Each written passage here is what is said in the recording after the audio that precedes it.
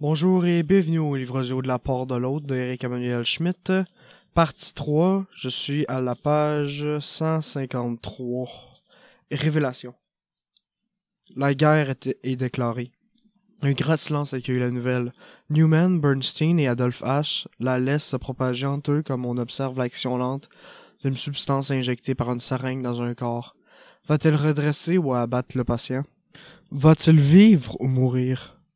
Il s'attendait à cette guerre. Depuis quelques semaines à Vienne, la chaleur n'était plus celle de l'été, mais celle accablante, lourde, langoureuse qui précède l'orage. L'Empire craquait de toutes parts, les tensions chauffaient à bas entre les Slaves et les Autrichiens devenaient intolérables. Tout devait logiquement s'embrasser. On attendait que le prétexte, l'étincelle. En fait d'étincelle, ce fut la foudre. Le 28 juin 1914, les Serbes avaient assassiné l'archiduc François Ferdinand à Sarajevo. Mais la pluie et la tempête ne suivraient pas. Depuis 4 semaines, les nuages s'accumulaient, l'air devenait bas, l'atmosphère oppressante. Les hommes couraient dans les rues de Vienne avec le sentiment d'être écrasés sur la chaussée, de se mouvoir dans un lourd cauchemar, suant, tremblant, s'essoufflant, conscients d'avoir contacté une fièvre tropicale. Le cataclysme approchait. Les uns éprouvaient de l'inquiétude, les autres de l'impatience. Tous à bout de nerfs regardaient le ciel et l'imploraient de donner libre cours à sa fatalité. Ce jour, 28 juillet 1914, les nuages crevaient enfin, la pluie se déchaînait, l'ouragan déboulait. La guerre est déclarée. C'était Newman qui avait apporté la nouvelle de l'hôtel de ville. Il avait couru et refusé de réfléchir avant de la transmettre à ses deux amis. Les 3 jeunes gens ne s'étaient plus quittés depuis l'académie. Ils s'étaient donné le prétexte de l'intérêt pour habiter ensemble, comme à vivre de son art à 25 ans. Mais l'amitié seule avait provoqué leur réunion. Très différents qu'à leurs goûts picturaux, littéraires, philosophiques. Ils n'étaient d'accord en rien, discutaient de tout, échangeaient avec passion leur point de vue jusqu'à des heures tardives, et l'on pouvait dire que cette mésentente exhaustive était le principe même de leur entente. La guerre est déclarée. Pour une fois, les 3 peintres tombèrent d'accord. C'était une calamité. Peut-être pas une calamité pour l'Autriche, peut-être pas une calamité pour leurs contemporains, mais une calamité pour eux. Demain, ils seraient mobilisés. Après-demain, ils s'exposeraient au combat. Qu'ils vivent ou qu'ils meurent, peu importe, ils ne disposaient plus d'eux-mêmes. Leurs efforts des précédentes années, la tentative laborieuse et honnête d'apprendre leur art, la constante lutte pour repousser leurs limites de leurs mains, de leur œil, de leur imagination, leur volonté tondue, leur diction, tout cela était rendu au néant, inutile, superflu. La guerre allait tout niveler vers le bas. Il n'était plus que la chair. 2 pieds 2 mains. Cela suffisait à la nation. De la chair à canon. Bonne à tuer ou à se faire tuer. Viande et os. Rien d'autre. Des bipèdes armés. Pas plus. Pas d'armes ou juste assez pour pisser de peur. Les individus singuliers qu'ils essayaient d'être devaient les remiser au vestiaire d'une caserne. Le temps d'aller batailler ou mourir. Tout ça pourquoi ils s'aimaient, s'estimaient les uns les autres. Tout ça par quoi ils tenaient les uns les autres. Tout cela apparaissait désormais comme ridicule, civiquement odieux, patriotiquement et irrécevable. Leur avenir ne l'appartenait plus. Il appartenait désormais à la nation. Pire qu'une déception, la guerre devait pour eux une trahison. Trahir leur idéal artistique pour devenir fantassin. Trahir des années d'études pour transporter une mitraillette. Trahir ce long travail de construction de soi pour se réduire en numéro 1 corps d'armée. Et surtout, trahir cet ajout généreux de nouveau être au monde qui est l'activité créatrice pour s'enrôler dans une tuerie généralisée, une œuvre de destruction, la fuite en avant dans le vide. Peut-être que la guerre ne durera pas longtemps? Adolphe avait proposé cette atténuation de leur peine, mais le silence qui accueillit cette remarque montrant qu'elle n'avait pas d'effet. J'imagine que c'est la guerre de conneries qu'on le dit à chaque fois. Il allèrent dans la cuisine de Newman ouvrir une bouteille de vin. Il buvait pour que la parole revînt. En vain. Padumtch. Parce qu'il éprouvait la même rage glacée. Pour la première fois, le trio n'avait plus lieu d'être. Ils aimaient partager leurs différences par leurs similitudes. Même leur amitié venait d'être abattue. Ils n'étaient plus que leur corps. 3 corps assez sains et valides pour être tués. Ils pouvaient devenir camarades, mais plus amis. Camarades, car la camaraderie n'est que le partage d'une solution commune. Plus amis, car l'amitié est supposée qu'on s'aime pour ce qu'on a de différent, non pour ce qu'on a de commun. Dehors, des cris commençaient à monter. Les jeunes gens s'assemblaient pour manifester leur joie d'entrer dans la guerre. Ils chantaient, ils hurlaient. Des slogans de victoire ou de haine envers l'ennemi couraient de bouche en bouche, peu à peu à l'unisson, bruyants, exaltés, accablants. Adolphe fut le premier à agir. « Je vais voir une femme !» Les autres le regardèrent, un peu surpris. Le trio reprenait, ils n'étaient pas d'accord. « Qu'est-ce que tu veux faire ?» dit Newman. « Coucher avec une femme, n'importe laquelle. »« Coucher ou te faire consoler ?» dit Bernstein. « Me faire consoler de quoi? Coucher, parce que c'est ce que je sais mieux de faire, c'est ce que je sais faire de mieux, et que dans quelques jours, je ne sais plus si j'aurai l'occasion d'exercer mon art. » Ils rirent. Newman annonçait qu'il allait, lui, parcourir les rues pour voir comment les gens réagissaient. Après tout, un jour de déclaration de guerre à Vienne, je n'aurais pas peut-être d'autres occasions d'en vivre un. Il regretta sa phrase quand, au regard des autres, il comprit qu'elle faisait surgir le spectre de la mort proche. « Et toi? » dit-il à Bernstein. « Moi? Je vais peindre, peindre et peindre. Je t'attends qu'on m'arrache de mon chevalet. » Bernstein avait parlé avec une flamme triste. Il était le plus doué des trois. Adolphe et Newman n'éprouvaient aucune jalousie. Au contraire, ils étaient promis à l'admirer, le prendre en exemple, se féliciter qu'ils atteignaient si vite de tels sommets. Bernstein était devenu leur maître et leur enfant. Leur maître, car Bernstein savait d'instinct faire ce que les autres devaient apprendre. Leur enfant, car Bernstein, sujet à des crises de dépression, avait maintes fois eu besoin de leur confiance inconditionnelle pour se remettre au travail. Bernstein exposait déjà à un des meilleures galeries de Vienne, et c'était lui, depuis quelques mois, qui faisait vivre le trio sur un plus grand pied. Adolphe et Newman le regardèrent s'éloigner vers l'atelier. Adolphe eut un frisson. Il se tourna vers Newman. « Penses-tu la même chose que moi? »« Oh shit, Bernstein. »« Oui. »« Oui. » Elle s'était consternée. Si Bernstein était si doué, si Bernstein s'était réalisé si vite, n'est-ce pas parce qu'il était voué à une mort jeune? La Providence, grande phaseuse de mauvais coups, ne lui avait-elle pas préparé un traquenard, un destin éclatant et tragique, comme Pergolèse, Mozart, Schubert? Le cœur d'Adolphe se serra. Non, pas Bernstein. Certes, il avait déjà réalisé quelques chefs-d'œuvre, mais il en réaliserait de plus grands encore? Non, pas lui. Léonard de Vinci a le droit à plus de 60 ans. Bernstein devait avoir au moins ça. Mon Dieu, s'il vous plaît, pas d'injustice, pas Bernstein. S'il y a une injustice, c'est moi qui dois mourir le premier. Ce ne sera pas une grande perte, dit Adolphe. De toute façon, il n'y a pas de justice. Newman avait répondu d'un ton sourd, les dents serrées. Adolphe le regardait avec soulagement. « Tu as raison, il n'a pas de justice. Tout est loterie. La naissance, la mort, le talent. Et c'est tant pis pour nous. » Adolphe dévala les marches de l'atelier s'enfonçant dans la foule vociférante. « Il faut retrouver Isabelle, ou Lenny, ou Margie, la première de ces belles femmes qui sera libre de le recevoir et lui fera superbement l'amour. » Il ne ressentait pas d'autre nécessité. Adolphe aimait tellement le plaisir qu'il ne fréquentait que des femmes de plaisir. Isabelle, Lenny ou Margie étaient tous mariés, tenant à leur époux et ne se donnaient à Adolphe parce qu'ils savaient leur faire éprouver des sensations inconnues. Protégés par leur mariage, mais décidés à ne rien changer à leur station, elles s'abandonnaient d'autant plus à cet amant s'ils savaient qu'ils ne prétendaient pas s'imposer dans leur vie. Adolphe était leur parenthèse, le secret de leur après-midi, une sorte d'animal avec lequel elle devenait animal.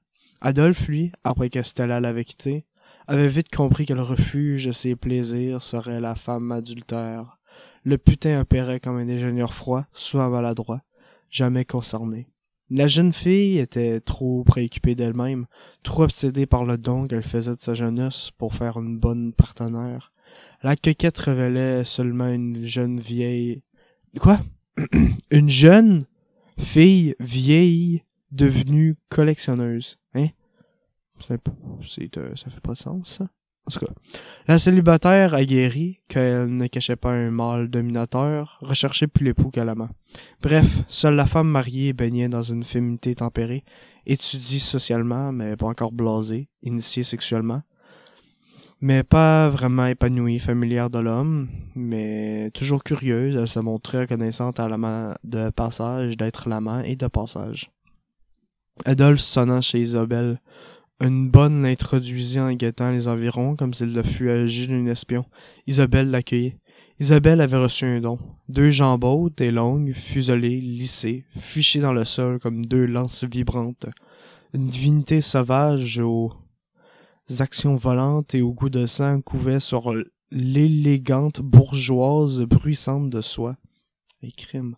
Le boudoir sentait les bords noirs. C'était lourd, capitieux, légèrement écœurant. C'était encourageant. Isabelle, voyant Adolphe, eut des larmes aux yeux. « Mon pauvre petit !»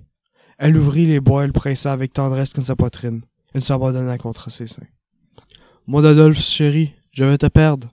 Tu vas partir à la guerre, tu seras blessé peut-être. » Adolphe ne le laissa pas continuer. Il ne fallait pas que son chagrin fût excessif.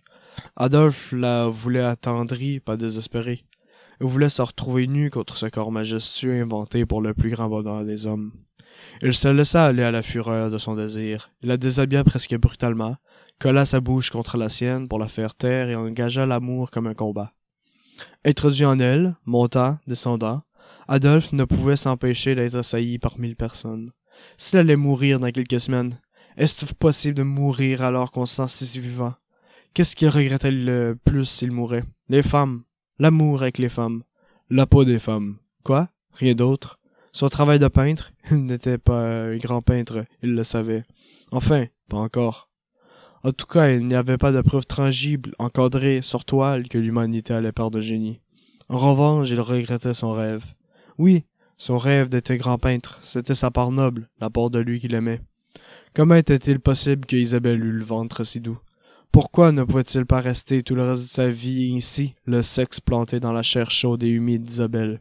Si un obus devait le tuer, qu'elle le tue maintenant, dans cette position. Il jouit, son sexe se rétraitait, l'angoisse refluait en lui. Il était renvoyé à sa solitude. Viendrais-tu me voir lorsque tu aurais une permission? Isabelle était contente. Adolphe partait rejoindre un univers d'hommes, mais elle avait fait son devoir de femme. En quelque sorte, elle aurait son rôle de patriote elle aussi dans cette mobilisation générale. Le repos de guerrier, la paix qui justifie qu'on fasse la guerre. Je reviendrai, Isabelle, et tu devras me consacrer tous tes après-midi. Je me débrouillerai, mon chéri. Tu parles qu'elle se débrouillerait. Son vieux mari ne serait jamais envoyé au front. Elle allait avoir le bonheur de le conserver, avec la volupté de le mépriser chaque jour plus. Sûre qu'elle se libérerait pour son père missionnaire. Elle ferait son effort de guerre. Je te donnerai tout mon temps. Elle était à l'avance émue par son dévouement. Elle s'exaltait à l'idée des efforts qu'elle ferait pour tromper son mari. Elle voyait la preuve de sa rigueur, morale et patriotique dans les mensonges qu'elle inventera alors. Adolphe se rabia. Il sentait de nouveaux morosses. Il n'y a donc plus qu'une seule solution. Aller rejoindre Hélénie. Puis marcher. Hitler. Hurrah! Les cris avaient explosé au-dessus de la foule, une bombe de joie. 2 août 1914, la place de l'Odéon n'avait jamais rassemblé autant de monde. Depuis le premier jour, Munich souhaitait entrer dans la guerre. Le soir même de l'assassinat, le 28 juin, le peuple avait donné la voix. On avait saccagé le café Farrig parce que l'orchestre avait refusé de jouer Lymphe, la sentinelle d'Orin, que faisait battre les cœurs patriotes. Ensuite, la foule avait déchiré 2 femmes parlant français. Chaque jour, les journaux de toute tendance, même de gauche, avaient proclamé le désir d'entrer à la guerre. Qu'entendait-on? Les lois de l'Alliance y conduisaient. Les peuples qui parlaient allemand devaient s'unir contre les autres. Cet été-là voyait fleurir comme jamais le sentiment de la nation. Une reconnaissance, disaient certains, une résurrection, disaient d'autres. Les hommes palpaient ce qui réunissait plus que ce qui les divisait. Le Kaiser avait dit à Berlin « Je ne reconnais aucun parti, je ne connais que des Allemands. » Et Louis III de Bavière, enfin, engageait son pays dans le combat. Hitler exultait avec la foule, cédant avec volupté à la contagion émotionnelle. Chaque slogan, chaque chant, il le reprenait, jetait sa voix parmi les dizaines des milliers d'autres. Elle ne s'entendait plus, elle n'entendait que le grand cri unanime, cette vocifération inhumaine, presque métallique. Il s'y lançait, il y fonctionnait, elle s'y serait totalement perdue s'il n'avait pas encore tenu à lui-même pour une mucosité qui lui grattait la gorge. Son corps n'était plus qu'une membrane agitée par la foule qui vibrait des gestes et des échos des autres. Lui qui s'était toujours refusé au moindre contact physique, voilà qu'il se faisait pénétrer par une foule entière, remplir la bouche, les oreilles, le cerveau, le cœur, pressé, lambiné, accablé, étouffé, aveuglé pendant l'équilibre, reprenant son souffle jaillissant d'un bond au-dessus des corps pour s'y réengloutir ensuite. Il s'offrait sa retenue, sans pudeur, sans calcul à ces milliers d'êtres parce qu'ils n'étaient pas des individus, mais un peuple. Hitler se trouvait à Munich et il se voulait allemand. Même ses parents avaient fait l'erreur d'être autrichiens et de le faire naître en Autriche, Hitler savait qu'il était allemand. C'était la seule naissance acceptable, noble, digne de lui. Il ne pouvait pas appartenir à une nation plus petite, moins puissante que l'Allemagne. La foule eut encore quelques secousses, puis s'imposant le calme qui suit la jouissance. Chacun revint à soi, comprit que la réunion était finie, et on apparpilla dans les rues. Hitler se joignit à un groupe qui chantait « Pas de le plus belle mort au monde » en se dirigeant vers une taverne, en l'acceptant sans une seconde d'hésitation. Il suffisait de partager l'ardeur pour être armé. On but, on se dit la haine de l'ennemi, on clama la grandeur de l'Allemagne, on annonçait une victoire rapide et définitive, on but. Les compagnons d'Hitler, de jeunes bourgeois, parlaient d'enthousiasme. Élevés dans l'argent, la sécurité, les devoirs de leur classe, elles avaient failli périr d'ennui. Elles avaient cru que l'héroïsme n'appartenait qu'au passé et qu'au conte, et qu'elles ne connaîtraient jamais l'exaltation de l'action. Elles avaient ressenti la nostalgie des grands périls, et à 18 ans, elles s'étaient estimées finies. Avec la guerre, l'avenir leur était restitué. Ils frémissaient d'impatience. Ils allaient connaître l'aventure. On but. La guerre les avait guéris comme un remède miraculeux. Leur rendait quoi? Leur jeunesse, la vigueur de leur corps, le bouillonnement du sang. Des jambes pour courir, des bras pour se battre, pour tirer, pour étrangler. Elle leur redonnait leur sexe, le premier, le viril, le seul qui monte au combat. Elle leur offrait la grandeur, l'idéal, le dévouement. On but. Qu'ils vivent ou qu'ils meurent, ils étaient déjà bénis par la nation. On but. Hitler approuvait toutes ses pensées parce qu'il était en humeur d'approuver. Pourtant, au contraire d'eux, il allait fuir l'insécurité, l'aventure, la misère et l'inadaptation sociale. Que faisait Hitler à Munich? Il rééditait son échec de Vienne. Après 4 années passées au foyer pour hommes, il avait enfin eu l'âge, 24 ans, de toucher l'héritage de son père. Il avait reçu 819 couronnes et 18 lire. Liquidation de l'héritage issu de Alois Hitler, prononcé par le tribunal d'arrondissement de Linz le 16 mai 1913. Sans prévenir ses compagnons de foyer afin de s'épargner les frais d'une fête, il disparut, investit une partie de l'argent dans un billet pour Munich et le reste dans la location d'une chambre en compagnie d'un représentant de commerce rencontré dans le train. Muni de son argent, n'attendant plus rien des notaires, n'avait pas laissé d'adresse derrière lui, espérant d'échapper ainsi à ses obligations militaires en Autriche. Par le biais des fiches de police, l'administration autrichienne l'avait retrouvé en Allemagne, avait plaidé son camp prétextant qu'il était un artiste rêveur et trop obsédé par sa mission pour remplir les papiers en temps et en heure.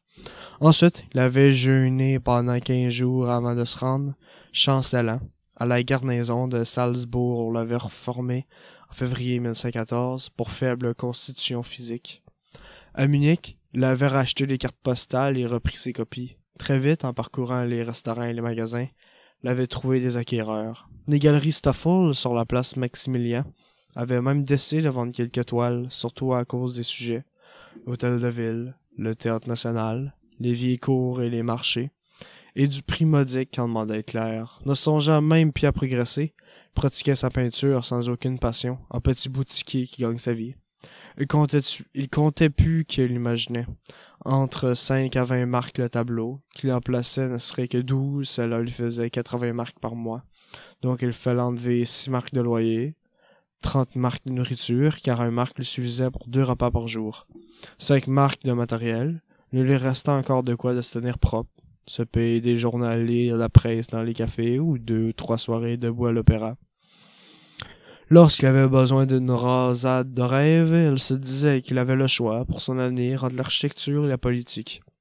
Et qui lui aurait demandé? Il n'aurait avoué que l'architecture, pas la politique, car il le savait trop maladroitement pour parler en public, mais personne ne lui demandait.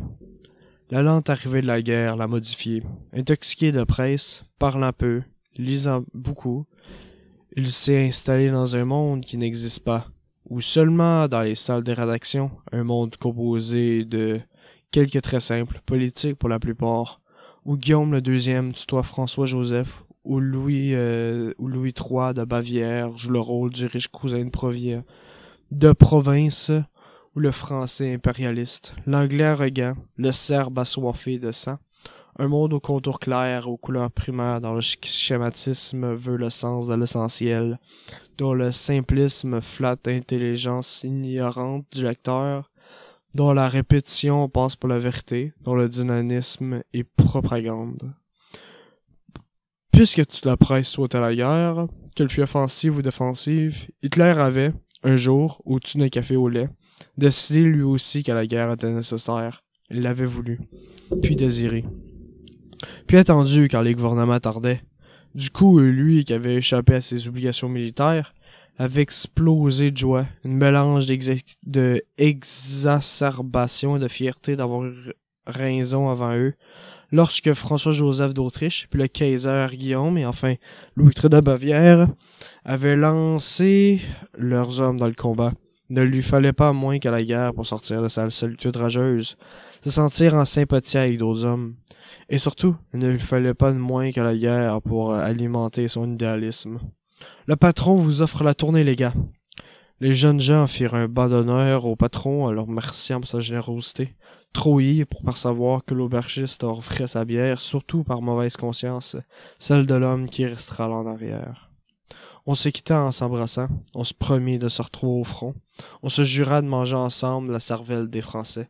On se répéta encore une fois les noms pour ne pas les oublier. L'alcool agrandissait tout, les voix, les émotions, les embrassades, ne faisaient aussi tout rouler dans le cairn niveau de l'oubli. Le lendemain, Hitler avait eu mal au crâne. Un souvenir confus de la veille et l'envie irrépressible de retourner dans ce monde vivant, chaleureux, où les hommes communiaient avec enthousiasme. Il se précipita dans une caserne avec son livret minutiaire et, profitant de la confusion générale, il tenta sa chance. Le sergent recruteur, dépassé par la foule et cuvant lui-même une cuite noire, ne se prit pas la peine de bien regarder les papiers et Hitler se garda bien de lui préciser qu'il était autrichien. Le cœur battant à tout rompre, Hitler ressortit, ébloui, dans le cours ensoleillé. Il était parvenu à se faire inscrire dans l'armée allemande. Il renaissait. Il s'était fait rebaptiser. Voilà, il était désormais soldat et allemand. Il avait gagné de l'être. Les jours suivants, il fut intégré une caserne pour suivre une formation accélérée. Il marchait au pas. Il nettoyait des douches, il tirait au fusil, il grimpait, il rampait, levé à 6 heures, couchait à 9. Il faisait le don total de son corps, de son temps, de son énergie. Le soir, il avait droit à double ration. Rôti de porc et salade de pommes de terre. N'avait jamais si bien mangé. Pour l'instant, il tirait sur des cibles. Bientôt, il aurait le droit de tirer sur des hommes. Merci au ciel d'avoir permis de vivre une telle époque, murmura-t-il à chaque soir en se hissant, fourbu, sur sa paillasse. Là, on s'en va à Adolphe, page 165. Pour un soir d'automne, le train débarquait à Bazancourt, petite ville de la Champagne, une troupe de soldats frais. L'invraisemblable prenait forme. Là, sur le quai, Adolphe H. était au front. Ces dernières semaines à la caserne, pendant qu'on essayait de le transformer en soldat, pendant qu'on tentait de lui ôter toute personnalité et toute initiative, il avait cru se retrouver piégé dans un de ses songes. La petite gare joyeuse semblait un décor d'opérette. Le dernier, il mit le pied sur les planches des passerelles. Ses camarades s'étaient figés. Ils tenaient l'oreille. On percevait déjà, aussi bas que l'horizon, l'agrondement lointain, lourd, du front. Un roulement mat. On aurait cru que la campagne souffrait une haleine lourde. Rassemblement, en colonne par 4. Adolphe fut presque soulagé par la cascade d'ordre. Cela couvrait l'inquiétude rumeur. Leurs lourds souliers à clous sonnèrent sur la route. Eux aussi d'ornaient le bruit. Comment avaient-ils pu s'alarmer d'un ronflement si faible et si peu réel que d'autres sont plus anodins suffisaient à étouffer? Ils ne devaient pas se laisser emporter par l'imagination. C'était elle qui sécrétait la peur. Le ciel prit une couleur de prune. La troupe devait encore traverser plusieurs villages. Elle passait devant des paysans français qui, sur le pas de leur porte, les regardaient avec une curiosité anxieuse. Des bandes de poules caquaient, indifférentes. La terre devenait noire, les reliefs s'éteignaient. Avant que l'obscurité ne fût totale, la troupe s'arrêta dans une grange. En se délestant de ses sacs et de ses armes, Adolphe aspirait goulûment la touffeur du foin. À se trouver ainsi au milieu de cette grande fermentation chaude, il retrouva ses sensations d'enfance, liées au jeune âge de l'insouciance. Les soldats évoquèrent des souvenirs plus gaillards.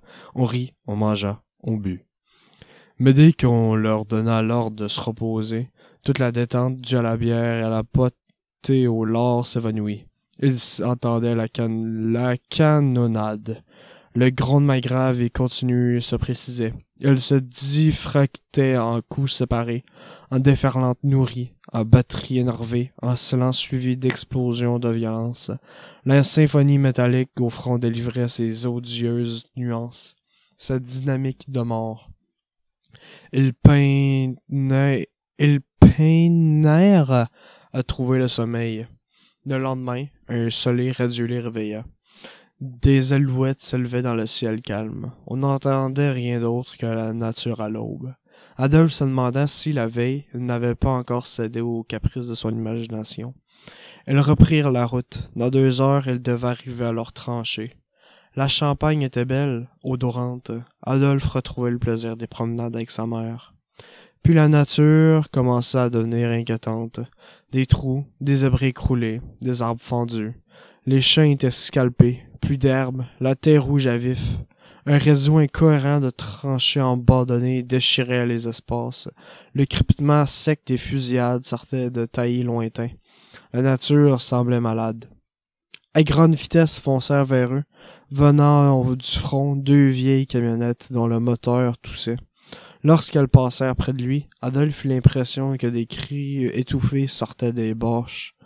Puis arrivaient les blessés, à pied, un, par 2, puis par brochette, toujours plus nombreux, tangas, clandiquants, qui sur un bâton, qui sur 2, qui soutenus par des autres, traînaient une cheville raide, tirant une jambe inerte, désarmée, les vêtements ouverts, les cheveux collés par la peau.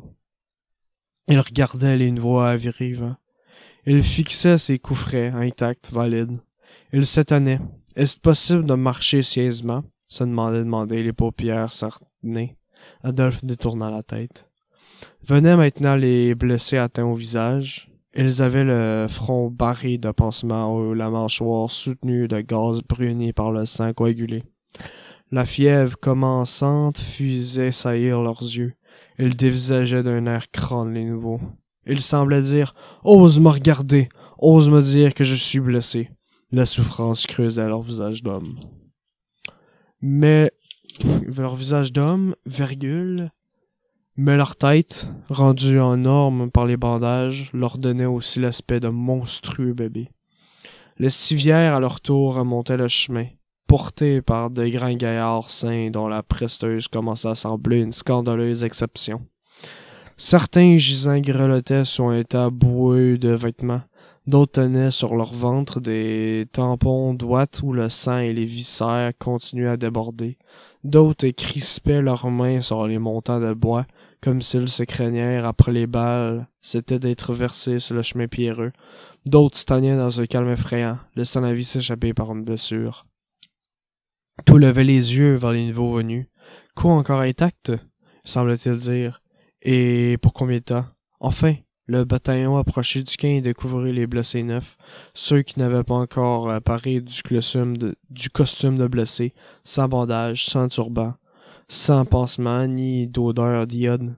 Un sergent à l'épaule graisse et blanche creusée par un éclat de but. Un soldat fendu au ventre qui tenait encore ses intestins dans ses mains. Un adolescent sans nez, un adolescent sans nez, trou béant au milieu du visage où bouillonnait le sang, où l'air faisait des bulles. Médecins, infirmiers et brancardiers couraient de l'un à l'autre, les cris ajetaient leur désordre.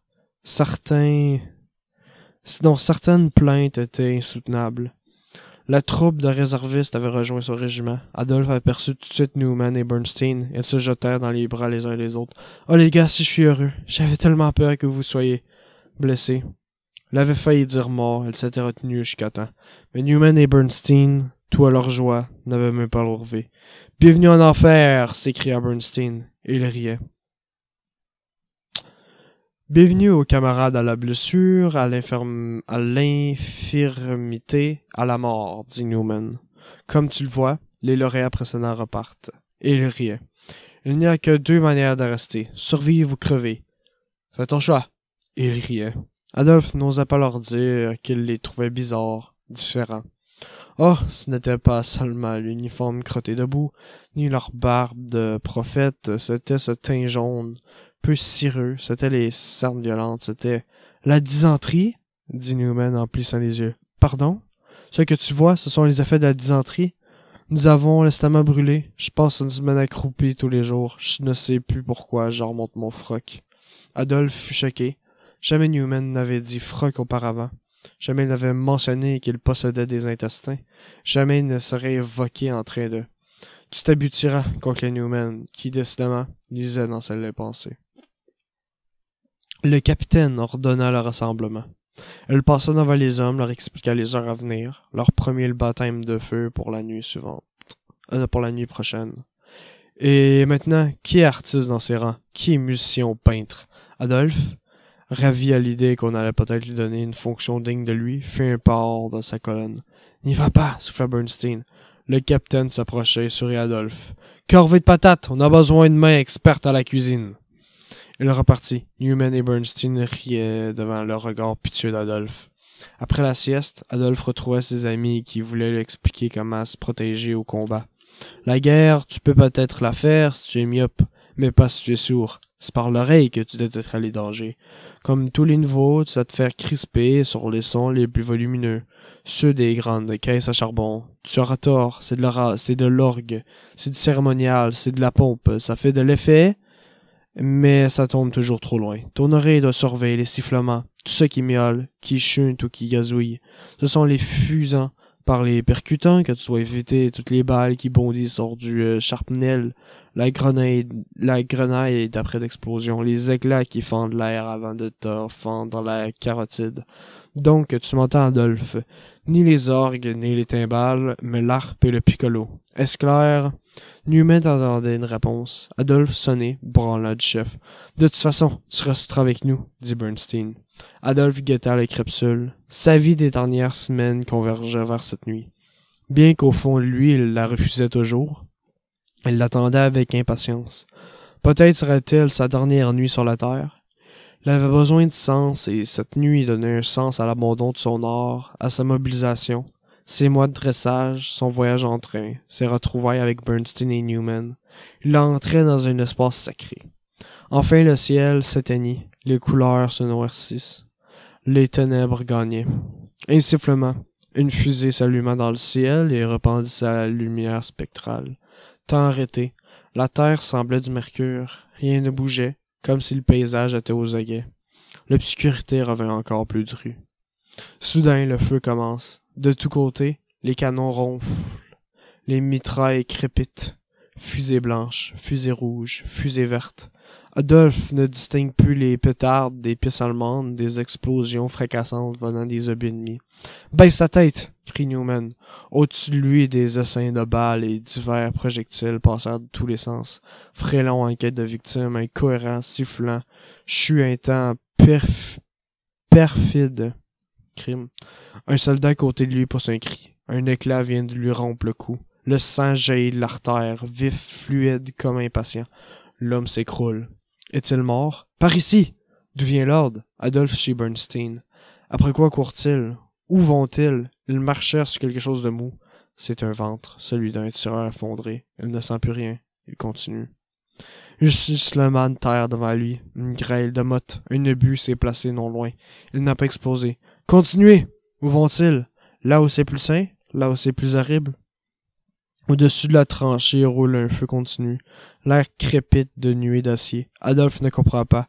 Elle venait de toutes les directions. Est, ouest, nord, sud. Est-ce que tout le monde se tire dessus? Y a-t-il quelqu'un qui dirige tout cela? Y a-t-il un plan? Où le jeu consiste-t-il à faire le plus de morts? Ça ronfle, ça vomit, ça crève. Position de tir! Adolphe se colle à la paroi. Il faut tirer. Sur quoi? Il ne voit rien. Devant lui? Là? Il tire. Un mitrailleur vient de reprendre son poste non loin de lui. S'installant confortablement devant son engin de mort comme un banquier à son bureau, il canarde avec assurance. Adolphe s'est soulagé de constater qu'elle tire bien de même côté que lui. « Par ici! Encore un ordre! D'où viennent-ils? » Oh, prend un autre boyau. « Où va-t-on? » Adolphe chez Bernstein, on tourne encore, droite, gauche, droite. Il ne sait plus s'il est désormais proche ou loin de l'ennemi. Le vacarme est moins assourdissant ici. Où est-ce qu'on s'habitue? Écoute bien, lui dit Bernstein à l'oreille. Adolphe commence à démêler les bruits. Il perçoit d'abord les rugissements du canon, puis le gémissement de l'obus en vol. Chut, 3 secondes après l'écrasement de l'obus se produisit une énorme explosion.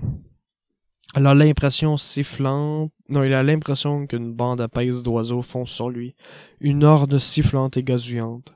Des centaines d'éclats pleuvent sur le sol. Il sourit à Bernstein pour le remercier. « Formidable! Maintenant je pourrais prévoir ma mort 3 secondes à l'avance. » Leurs faces sont vertes d'or sous l'éclairage livide des fusées. Le feu repart avec violence. La terre tremble. C'est l'apocalypse. Des hurlements jaillissent des tranchées. Les soldats tombent. Les madriers croulent. Les sacs explosent. Adolphe ferme les yeux. Comment se protéger lorsqu'on est dans le cratère d'un volcan en éruption? « Par ici! » « Quoi? Encore un ordre? Y a-t-il quelqu'un qui prétend comprendre quelque chose à ce qui se passe? » Il y a 2 cadavres à l'entrée de la sape. Il faut les enjamber. 2 cadavres. Presque étonnant qu'il n'y en ait pas. Qu'il n'y en ait plus. Qu'il n'y en ait pas plus. C'est ça. Les obus se font plus lourds ici. Le sol a un tremblement plus ample, plus appuyé. Par ici! Dédale, course, d'autres cadavres enjambés. Ils sont couverts de terre, pris dans un chaos de planches et de sacs. On continue. Dans ces boyaux, moins d'explosions, mais les salves sèches des mitrailleuses, des pétards, des fusils. Cela paraît un soulagement après l'ouragan. Serait-on de retourner à l'arrière? C'est le contraire. Leur groupe vient d'arriver tout près de l'ennemi. On va attaquer! On parle d'envoyer quelques hommes avec des grenades qui passeraient en rampant sur le côté. Les autres faisant feu frontalement. Pendant le conciliabule, un soldat pousse un cri. Une petite boule noire crachant un gif fusant d'étincelles arrive sur son ventre. La grenade explose, il s'effondre. Ses intestins ont giclé sur les autres. Adolphe voit surgir un visage au-dessus de lui. Visage énorme, vert sur la lune voilée, les yeux ronds. Écarquillé d'angoisse et de cruauté. Adolphe hurle et tire. L'homme s'effale, étonné. Son bras pend dans la tranchée. Bernstein et les autres bandits et canardent le commando qui arrivait sur eux. Adolphe, terrifié, regarde son premier mort. Il se souvenait de son regard. Il avait l'air d'avoir aussi peur que lui. Adolphe se mit à frissonner convulsivement. Les frissons le parcourent encore autant de balles rebondissant sur lui. « Ne réfléchis pas, viens et tire !» C'est Bernstein qui l'a saisi et l'empêche d'entrer en transe. Adolphe s'adosse à la terre et tire, plein de rage. Les sauver, il n'a plus peur, il a la furie. Ils sont cuits, par ici maintenant. Toujours des ordres, d'où viennent-ils? Adolphe s'accroche à Bernstein, il ne réfléchit plus. Il veut tuer pour ne pas être tué. Il veut être le plus violent possible. Oui, le maximum de violence. Sinon, c'est la mort. Vous, là-bas! Ils sont 6, dont Bernstein et Adolphe. Ils doivent ramper sur cette zone et lancer des grenades sur le mitrailleur ennemi. Ils doivent faire vivement, se tenir au sol pour éviter la mitraille. Et cesser de bouger dès qu'une fusée éclatera le champ. Ils saillissent hors du trou. Les Français, ne semblant pas les remarquer, ne réagissent pas. Ils rampent, ils avancent avec sûreté. Soudain, un gémissement, un choc. « Un obus !» murmura... il crie pas, là. Murmura Bernstein. Mais le but se fige dans la terre sans exploser. Les hommes attendent 4 secondes, 20 secondes, puis soulagés, ils se mettent à ramper. Un autre obus arrive. Adolphe l'entend discrètement. Ils viennent de derrière eux. C'est un obus allemand. Quelle idée! Il va mourir sur un obus allemand. Une fournaise rouge, les sifflements. Adolphe se colle au sol. Il serre la terre comme une mère. Il l'embrasse pour qu'elle le protège. Des hommes crient. Ils sont touchés. Adolphe n'ose y croire. Il n'en mène nulle part. Bernstein, ça va? Et toi? Ça va. Mais alerté par les cris, le feu d'artillerie française reprend. D'artillerie française, je veux dire. Ils tirent dans la mauvaise direction. Ils n'ont pas encore décelé le commando. « Suis-moi !» Bernstein s'est levé et s'est mis à courir. Adolphe le suit. Il court à perdre haleine. Un obus éclaté, puis 2 autres. Un bombardement se déclenche. Des fusées éclairantes montent de partout et grésillent sous leur parachute de soie. Les mitrailleuses crépitent. Les balles virent vers eux. Elles ont été repérées. Plonge!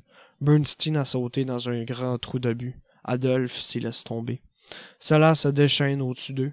Contre leur corps, la paroi tremble comme s'ils étaient à l'intérieur d'une mine qui s'écroule. Adolphe sentait un cri au bord du trou. Un homme dégringole sur lui. Adolphe le reçoit sur le dos. Le corps est lourd, trop lourd, et dans l'étroitesse de l'entonnoir, il n'a pas la place de bouger. Adolphe ne peut plus réfléchir. Il a trop peur. Ce mastodonte qui agonise contre lui achève de lui détruire les nerfs. L'homme tressaille puis se colle à lui comme une grosse ventouse, inerte encore plus lourd. Il doit être mort. Qui est-ce? Adolphe fait un cri de désespoir. Ça pue. Ses fesses le brûlent. Son pantalon est trempé. Il vient de faire une diarrhée sous lui. Cela lui paraît plus grave que tout ce qui a précédé. Il gémit comme un enfant. Bernstein, je me suis fait dessus. Bernstein sourit avec tendresse. C'était le baptême du feu. On est tous passés par là. Adolphe se tait. Que ça finisse tout de suite. À quoi sert que dure cette nuit? De toute façon, nous sommes tous condamnés. Aujourd'hui, demain, dans les 10 jours ou 10 secondes, nous crèverons salement. Pourquoi attendre? C'est une prière à faire, c'est celle-là. La mort, vite. Qui prier? Dieu. Adolphe n'y a jamais cru et ce n'est pas dans cette tuerie qu'il va changer la vie. Bernstein, oui, mais s'il avait pris quelqu'un, ça serait Bernstein. Mais Bernstein n'était qu'un pauvre bonhomme comme lui, un peu de chair nue et frémissante sous un orage d'acier.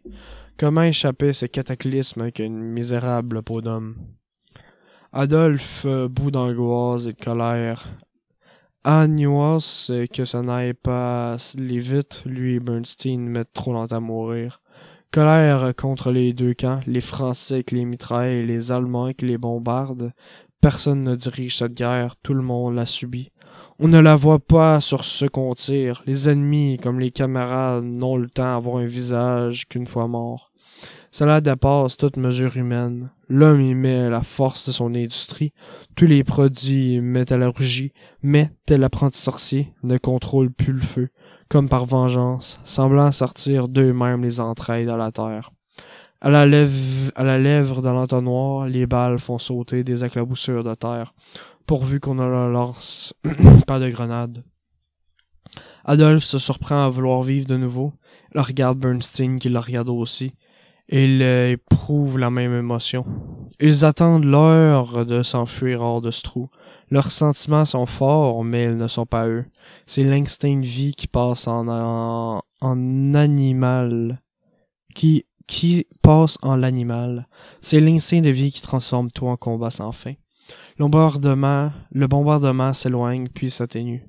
Adolphe, toujours accablé par les cadavres qui bloquent son dos, sent un apaisement, la détente qui suit l'orage. Lévidé par la tension nerveuse, il se sent presque en forme. Un trait clair se dessine à l'horizon. Vite, le jour va se lever, sortons. Bernstein se coule hors du trou. Adolphe doit d'abord se défaire de son fardeau. Quand le colosse chute sous lui, il hésite un instant à regarder son visage, puis se force à le reconnaître. Ce mort est l'un des 6 membres du commando. Ses yeux jaunes, à demi ouverts, semblent d'ambre. Un point rouge marque le front. Le sang a coagulé sur les moustaches. Il l'abandonne à la flaque qui suit Bernstein. Adolphe a le sentiment idiot de se trouver à la maison en sécurité. Pourtant, la ligne creuse regorge de corps suppliciés. Certains tireurs sont vivants, d'autres morts. Ils se tiennent dans la même position, debout, contre la paroi, face à l'ennemi. Seule l'immobilité totale rigide permet de distinguer les morts des vivants. L'aube apporte sa lueur grise. Des alouettes s'élancent, insouciantes, insupportables. Dans un frétillement qui rappelle désormais à Adolphe les projectiles de la nuit. Il regarde le champ qui les sépare de l'ennemi. Trous, ferrailles, éclats, cadavres, membres répandus. Et au milieu, quelques blessés qui, dans différentes langues, gémissent et appellent au secours. Bernstein s'approche de lui malaxe vintalement l'épaule. Adolphe sourit il met toute sa reconnaissance à son sourire car elle ne trouve pas les mots. Grave, Bernstein comprend et lui envoie une bourrade. Ils ont les larmes aux yeux. Bernstein, pour ne pas céder à l'émotion, tourne ses yeux vers le charnier d'où montent les plaintes et explique. On va les laisser crever. Franchement, Bernstein, ne crois pas qu'il faut mieux quitter ce groupe mort que vivant. Bernstein se met une cigarette. Il ne fumait pas à Vienne. Le problème de l'homme, c'est qu'il s'habitue à tout. Tu crois? On appelle même ça l'intelligence. Il avala la fumée et grimaça. Visiblement, il détestait le tabac. Il s'accrocha à son idée. Nous venons de passer une nuit intelligente, dans un environnement intelligent, en profitant des derniers produits de l'intelligence technique et industrielle. Quelle origine d'intelligence! Un blessé lançait un cri déchirant qui semblait plus appartenir à un enfant qu'à un homme. Bernstein jeta sa cigarette au loin. « Ah! Voici mon petit chéri! » Un gros chat tigré à l'oreille arrachée venait d'apparaître, cambré, ronronnant, sur la poutre extérieure de la tranchée. Il se trémousait sous les compliments de Bernstein. Il finit par descendre et se frotter contre ses bottes. Adolphe remarqua qu'elle n'avait plus qu'une demi-queue. Bernstein descendait à son niveau, lui caressa le plat triangulaire du crâne. Le chat semblait prêt à exploser de volupté. Ce batou-là passe d'un cas à l'autre. Il a des amis des deux côtés. Je sais que je ne suis pas le seul homme de sa vie, et crois-moi, si tu veux, je le supporte très bien. Bernstein sourit à Adolphe en disant cela. La première fois, Adolphe avait enfin le sentiment de retrouver à Bernstein qu'il retrouve à Vienne. Il s'ennuya et cajola aussi le chat éclopé et qu'il adopta immédiatement. Ce matou-là ne fait pas la différence entre les câlins français et les câlins allemands, murmura Bernstein. Il n'a rien compris à la guerre. C'est-à-dire qu'il a tout compris. Les deux amis se sourirent enfin, comme autrefois complices, au-dessus du félin en pamoisson. Ok. 178. Hitler. Ah, Steven, je suis plus capable de suivre là, gros. Hitler éprouvait pour la première fois les bienfaits de la haine. Maintenant que l'ennemi était désigné, il respirait plus largement. Les Slaves, des brutes assoiffées de sang. Les Anglais, des serpents froids et cruels. Les Français, des impérialistes avides et arrogants. Voilà les seules nuances qu'apportait son exécration. Ce qui était bien, l'Allemagne et rien que l'Allemagne. Ce qui était mauvais, tout le reste. Il avait enfin trouvé une conception du monde. Il ne perdait plus de temps à réfléchir. Qu'un camarade lui vantait un vin de France, il lui expliquait que rien ne passait les vignes de Rhin. Qu'un autre insistant en évoquant un délicieux fromage français, il le traitait de traître. Qu'on lui parla du courage de l'ennemi, il rétorquait qu'il ne fallait pas confondre courage et barbarie. Les réponses qui lui venaient aisément. C'était un raciste, non. Lui qui avait toujours été lourd et lent dans la conversation, il devenait un fontaine à phrases, à opinions, à slogans. Généreux, inépuisible, il avait compris qu'en face à toute question posée, il faut être partial. Le bonheur était à ce prix, la tranquillité aussi. Hitler venait de faire du doute, de la nuance, de toutes les exigences de ses vieux professeurs, avait sottement associé à l'intelligence critique et qu'elle ne lui appartissait désormais que comme des symptômes de dégénérescence. Ces intellectuels étaient des cerveaux desséchés, vides de sensations, déconnectés du cœur, des malades, des vieillards, des mourants, des faibles. Oui, Nietzsche avait raison. Des faibles qui essayaient d'entraîner les forts et les saints dans leur faiblesse en faisant passer leur mode de pensée débile pour l'esprit de vérité. La vérité? Quel besoin avait-on de la vérité? Pourquoi pourchasser une vérité qui se montrait favorable à l'ennemi? Il n'y a rien à faire. Nous ne devons poursuivre qu'à la vérité qui nous est favorable. À nous. L'Allemagne est au-dessus de tout. De tout.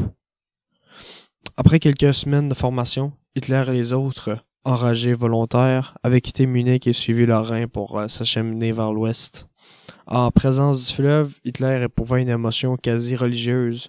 Le Rhin avançait, large et majestueux. Dans sa belle eau verte, les bois se levaient comme des grands rideaux sombres sur les visages paisibles, inondés de soleil, enguirlandés de fleurs d'où jaillissait un clocher, un chant de cloche, un vieil air de piano.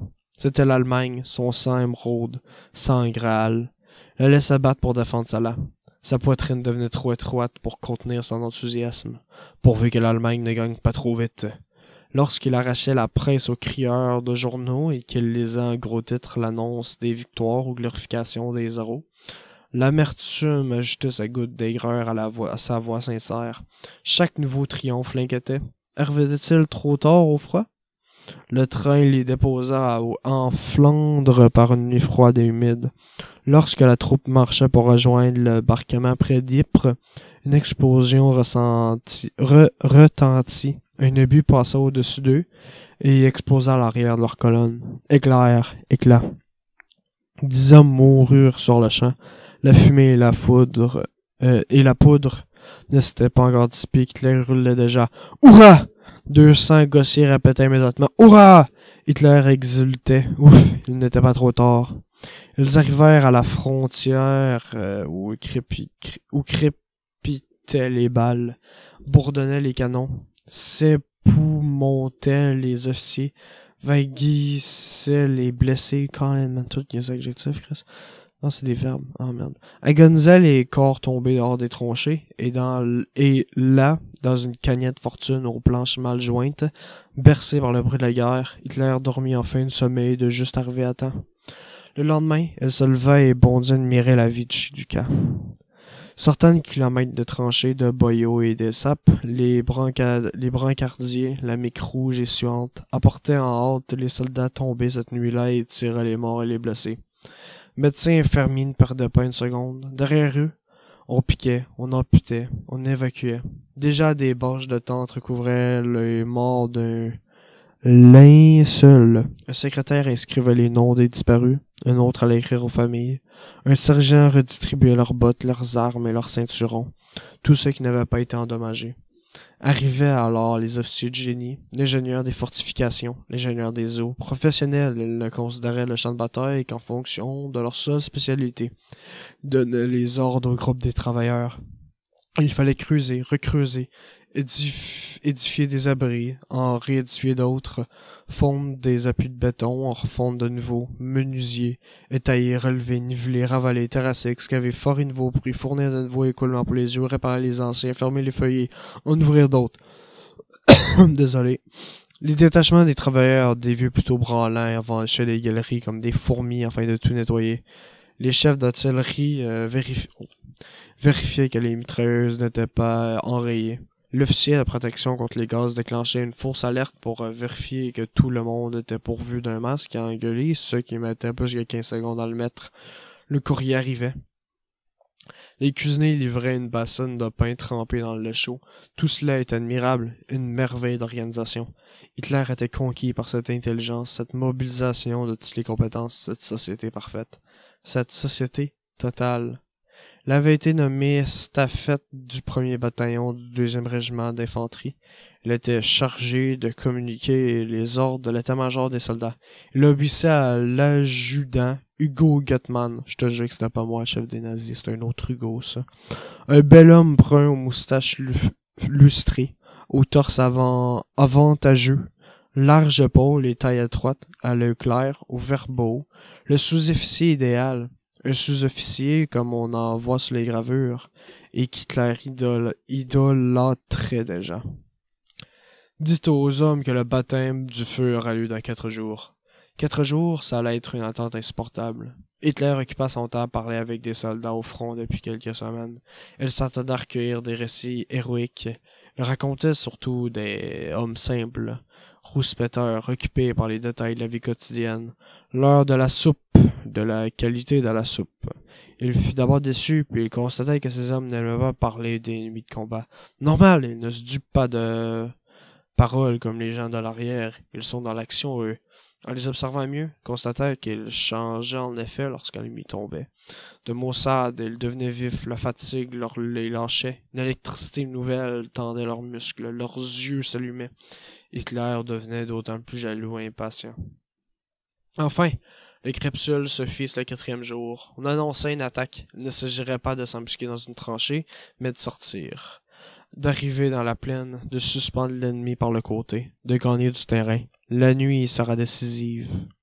Hitler se jeta dans la mêlée. Il n'était pas en première ligne, les estafettes ne le sont jamais, mais il colportait les ordres essentiels, la bataille ne se ferait pas sans lui.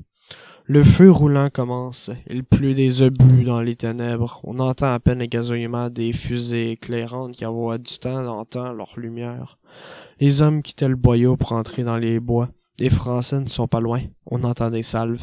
Hitler transmet les ordres. Il faut longer les bois. Il court, il crie, il court, il jure. Des coups partent. Des balles se figent dans les écorces. Des camarades gémissent et tombent. Il court, il se sent grand, il est immense. Il court. Il est devenu un guerrier. Il change, il ne craint rien. Il n'a pas peur de la mort. Il va le donner. Il est le guerrier absolu. Il court, il plonge, il rampe, il relève, il court. Il n'est plus lui. Il n'est plus que ses réflexes. Son corps est plus intelligent que lui. Son corps c'est tout. Son corps sent tout. Il est un. Un enfin. Un élan. Rien qu'un élan. Tout un élan. Un élan qui le meut et qui le dépasse. La puissance monte au maximum en lui.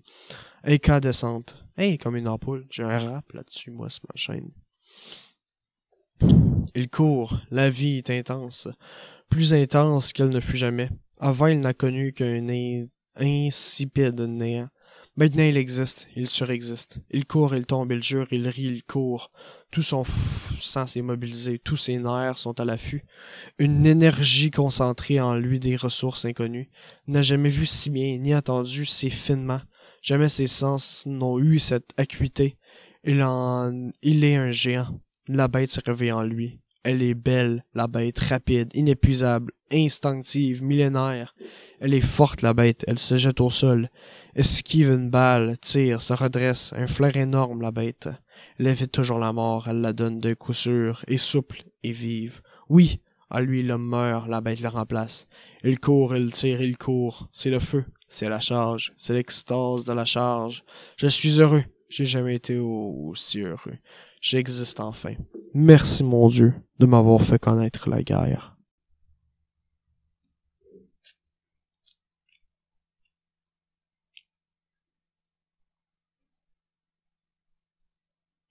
Page 184. Adolphe.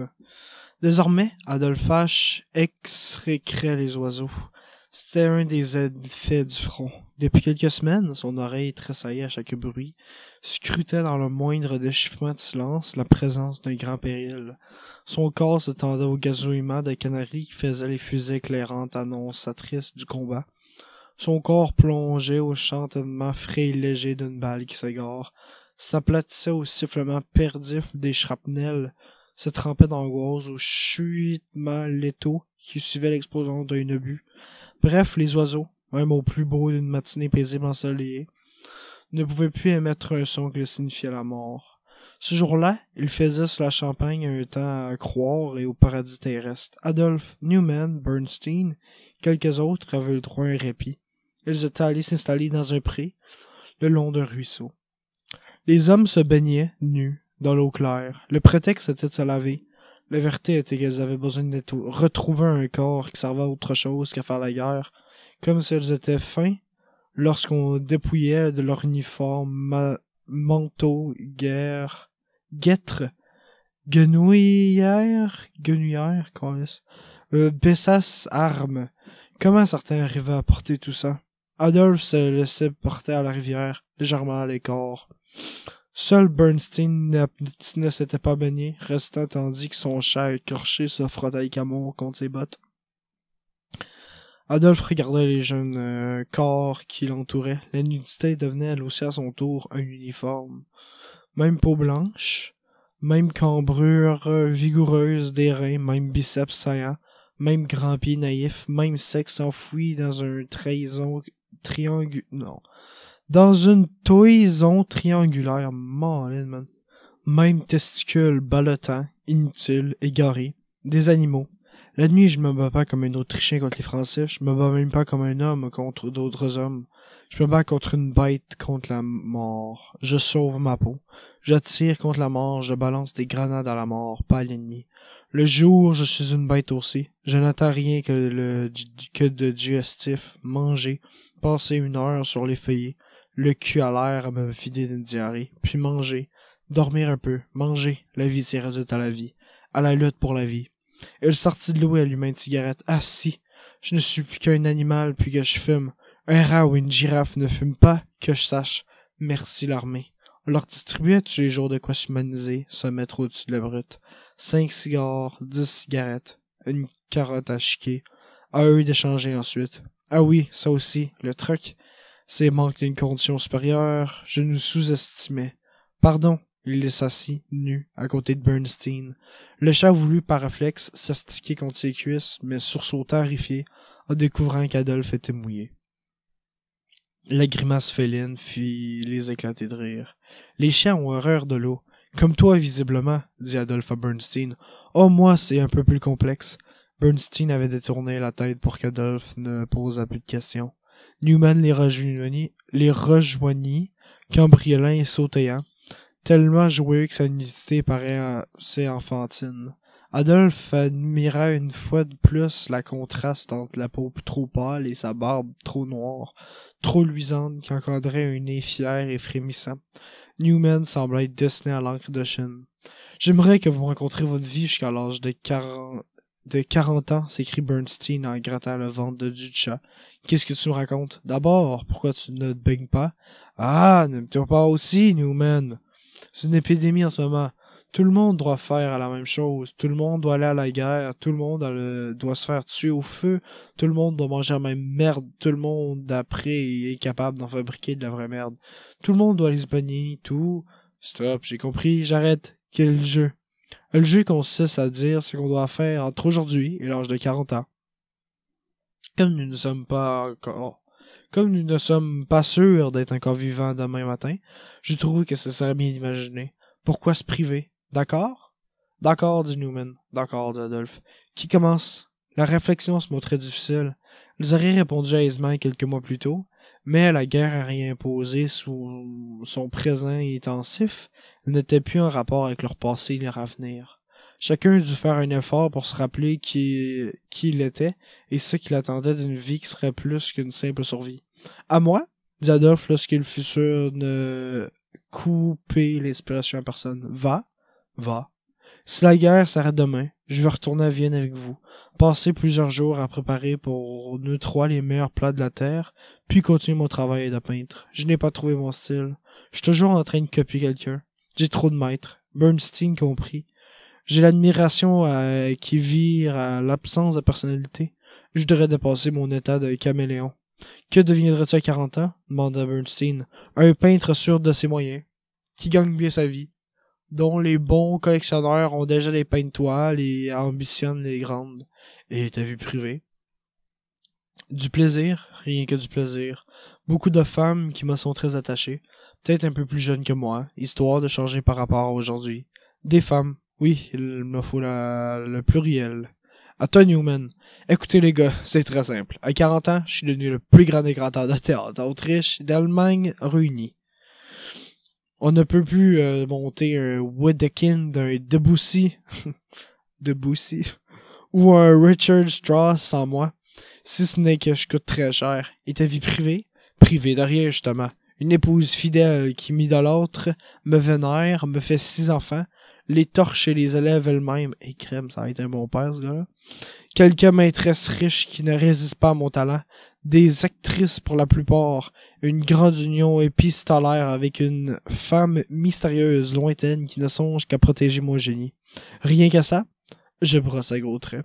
Elles éclatèrent de rire. Newman avait décrit le contraire de ce qu'il était pour l'heure, à ce point près qu'il adorait concevoir des décors de théâtre. Adèle se tourna vers Bernstein. « Et toi? »« Moi? J'espère que j'aurai achevé enfin une toile qui soit digne d'être regardée. »« Mais tu l'as déjà fait 20 fois !» protesta Adolphe. « On l'interrompt pas. C'est le jeu. L'argent? Je gagnerai sûrement. »« Mais tu en gagnes déjà, en fait. Tu as déjà tout. »« Peut-être. En tout cas, à 40 ans, j'espère surtout que je ne vous mentirai plus. » Adolphe et Newman regardaient Bernstein avec douleur. Cette fois, il ne plaisantait pas. Ses lèvres tremblaient. « Tu nous mens, toi? Vous êtes mes meilleurs amis et je suis toujours pas capable de me montrer nu devant vous. »« Nu? Ça? Tu plaisantes. Quel intérêt à te montrer nu? C'est pudique, c'est tout. » Voir pudibond. Ce n'est pas grave. Malgré protestation d'Adolphe et Newman, Bernstein baissait les yeux. Il cachait mal les larmes qui agaçaient la peau rougie de ses paupières. Je ne suis pas capable de me montrer tel que je suis avec vous. Pas capable de vous dire, lorsque nous parlons de femmes, je fais semblant. Oh my God. Oh non. Semblant de quoi? Tu n'as pas les mêmes goûts que nous, c'est tout. Tu préfères les femmes maigres. Non, reprit Bernstein. Je fais semblant d'avoir les mêmes goûts que vous. J'aime les hommes. Adolphe et Newman se turent. Effrayé, Bernstein releva la tête, croyant qu'il n'avait pas compris. J'aime le sexe des hommes. Adolphe et Newman opinèrent pour qu'elle se rassurât. Ça y est, elles avaient saisi, inutile d'en rajouter. Une couple de faisans jaillit d'un boquito embroussaillé. Dans la rivière, les hommes pestrèrent d'être désarmés. Ils virent les deux rôtis partir dans un vol courbe vers le sud. Adolphe et Newman continuaient à se taire au milieu de cette campagne idyllique où grondait cependant à la lisière du passage la menace du front. Leur semblait que l'aveu de Bernstein était à la fois énorme et sans importance. Certes, il frémissait d'avoir été ami intime avec un être qui dissimulait une telle part inconnue, mais ici, dans ces champs où on s'alignait chaque matin, de jeunes cadavres, cela devenait ridicule de se choquer. Comme c'était vain les frottements peau lorsqu'on ramassait chaque jour des chairs ouvertes, qu'on s'allongeait sur des civières, tel pouvait-on faire dans la discrimination entre les êtres en fonction de quelque chose aussi futile, privé, sans conséquence. Comment Adolphe et Newman avaient-ils pu penser une seconde valoir mieux que Bernstein, leur maître, leur enfant, l'idole, parce qu'ils se sentaient bien, eux, entre les cuisses d'une femme? Adolphe mit à l'attention en embrassant Bernstein. « Tu es notre ami, tu as bien fait de nous le dire, n'a rien donc. » En embrassant? Oh, probablement genre embrassade dans le joue, là. Je me disais c'est un peu bizarre, genre tu sais à la Michael Scott, là. Newman fit de même. Bernstein trembla encore, entre le bonheur et la crainte. Vrai? Vrai. Vous me trouvez pas dégoûtant? Non, on aimerait bien que tu te laves un peu, mais non. Bernstein baissa la tête, comme pris en faute. J'entendais que les autres soient partis, ils me faisaient de l'effet, j'avais peur que... Ça se voit? Ils éclatèrent tous les trois de rire. C'était fini. N'était plus séparés. De ça aussi, ils pouvaient rire. Hitler, maintenant. À qui appartient ce chien? À l'estafette Hitler, mon adjudant. Dites-lui de venir me voir. L'adjudant Udo Gutmann entra dans le poste de commandant, grattant sa belle tête de sous-officier. L'estafette Hitler était bien le dernier homme qu'il était imaginé en train d'adopter un chien errant. Elle n'avait rien à lui reprocher, au contraire. L'individu avait toujours montré de sa vaillance, de l'obéissance, du courage. Hitler se comportait comme un parfait soldat, accomplissant sa tâche d'agent de liaison avec plus de célérité et d'efficacité qu'aucun autre estafette, revenant toujours intact à l'état-major. Oh, le message transmis, d'ailleurs, l'avait fait nommer caporal, mais c'était cette perfection même qui le rendait quelque peu inquiétant. Hugo Gutmann avait l'impression que le patriotisme avait étoffé tous les autres sentiments d'Hitler. Solitaire, ne recevant pas de courrier, n'éprouvant pas le besoin d'exercer cet humour des tranchées qui rend l'humeur supportable, l'estafette condamnait les farces, les conversations grivoises. Hugo Gutmann, qui adorait les femmes et les femmes qui le rendaient bien, avait par hasard entendu cet échange qui avait stupéfié. Alors a dit « Es-tu sûr que tu viens pas voir les femmes avec nous? C'est ignoble, c'est scandaleux! Vous allez coucher avec des Françaises ou des Belges! Mais d'où donc mettez-vous votre honneur d'Allemand? Par là, ça nous démange. Allez, viens, dit. De toute façon, les aussi des bonnes Allemandes, au bordel. Non, je n'ai pas de temps à perdre. Arrête, tu vas le faire croire que tu vas encore lire ton Schob. Schrobenhauer! Si! Dis donc, a dit, c'est-tu vrai qu'on a dit que tu n'as jamais aimé une fille? Je n'ai pas le temps à perdre avec ce genre de choses, et ce n'est pas demain que je m'y mettrai. Hugo Gutmann était resté le pied en l'air, le souffle coupé. L'estafette Hitler ne se rendait pas compte qu'il était grotesque. Tout au contraire, il se sentait plein de lui-même, mieux que dans son bon droit. Dans sa supériorité, il écrasait ses camarades du haut de la chasteté. Gutmann avait frémi. Heureusement que ses chefs n'étaient pas ici. Le cas échéant, ils auraient créé leurs ordres. Comment peut-on commander les hommes si on n'appartient pas soi-même à l'humanité? Il lui semblait à lui, Hugo Gutmann, que sa légitimité venait de ceux qu'il était comme ses soldats, ni plus courageux, ni plus lâches, travaillés par les mêmes désirs, habillés par la même vulgarité, commun, ordinaire, mais juste un peu plus qualifié. En s'approchant de la fenêtre, il vit le chien se précipiter joyeusement vers son maître. Le terrier avait l'arrière-train d'apporter de bonheur. Hitler semblait subir cette contagion. Elle s'accroupit, sourit et tapota tendrement la bête. Ensuite, elle la fit jouer en voyant une branche au loin. Enfin, il lui prenait à faire le beau quand on vient le prévenir qu'elle était convoquée. Hugo Gottman se lissa la moustache, dubitif. Après tout, elle s'était trompée. Cette Hitler avait quelque chose d'humain, tant mieux. Mais cela n'arrangeait pas ses affaires. Par principe, elle ne voulait pas tolérer d'animaux. Cependant, si Hitler avait besoin d'aimer quelque chose et d'être aimé, diable, on allait voir. Mon adjudant! Gottman allait regarder saluer le caporal Hitler, flottant dans la toile de ses vêtements tant qu'il était squelettique, le teint plombé, les yeux enfoncés, la moustache en bataille. Un pauvre gars. Allait-il enlever son seul bonheur? Et ça fait Hitler, je vous ai convoqué pour vous annoncer que je vous ai proposé pour la croix de fer. Le visage de l'estafette s'illumina, la peau tendue par l'émotion. Un battement d'incrédulité agita ses cils. La croix de fer de seconde classe, naturellement. La première classe, nous verrons plus tard. Gottman se détourna, presque gêné par l'ampleur de l'émotion qu'il avait provoquée. Vous pouvez disposer. Merci, mon adjudant. Le jour où je recevais la croix sera le plus jour de ma vie. Je n'en doute pas. Vous le méritez, Hitler, vous le méritez. Ce chien-là, il l'est à vous? Oui, mon adjudant, je l'ai trouvé entre les tranchées. Il était perdu, je suis en train de le dresser. Très bien, très bien. Je l'ai appelé Foxy. Très bien, de moment qu'elle ne gêne pas la compagnie, je crois que je peux tolérer votre compagnon. Je l'aime, elle n'obéit qu'à moi. Gottman s'assit, elle se mit l'index devant la moustache, fit semblant de la lisser pour se donner une contentance, partageant la pitié et l'envie de rire. Je l'aime, il n'obéit qu'à moi. Le pauvre diable, force d'obéir, a besoin de donner ses ordres à son tour. Hitler jouait l'adjudant, le chien, le soldat. Comment y avait-il pas pensé plus tôt? Une compensation. Pas de l'amour, non, mais une compensation. Gottman sentit que la moquerie qui faisait partie de son caractère léger allait lui faire perdre son sérieux. Dans 2 secondes, il allait pouffer, Colin. Il sortit son mouchoir de sa poche et fit semblant d'éternuer. À vos souhaits, mon adjudant! Cet Hitler avait vraiment le don des phrases idiotes. À vos souhaits, mon adjudant! Du coup, Gottman éternua encore une fois. Merci, estafette Hitler, vous pouvez vaquer. Vous avez perdu ça, mon adjudant! Hitler s'abaissa pour avancer un bout de tissu qui était tombé de sa poche de l'adjudant sur le carrelage. Il reconnut une kippa. Gottman, confus, agrippa sa calotte et la fit disparaître. Ne tenait pas que cet homme connaisse son origine. C'était en tant qu'Allemand qu'il les dirigeait, pas en tant que Juif. Il y avait suffisamment de racisme spontané dans les classes populaires pour que ça ait pu entonner son autorité. Regardait Hitler qui souriait toujours, pas du tout troublé par ce qu'il vient de découvrir. Une chance, je ne suis pas tombé sur un antisémite. Hitler est une sorte de mécanique inhumaine, mais il n'est pas antisémite. Merci, vous pouvez disposer. Bien sûr, tout ce qui s'est dit dans ce bureau doit rester confidentiel. Je parle de ma proposition pour la croix de fer, naturellement.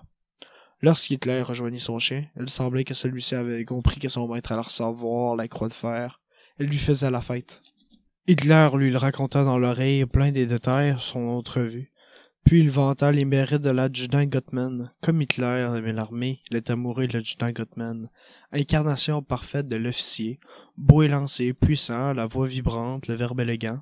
Comme d'habitude, c'est pas Foxy, c'est Fox, ok.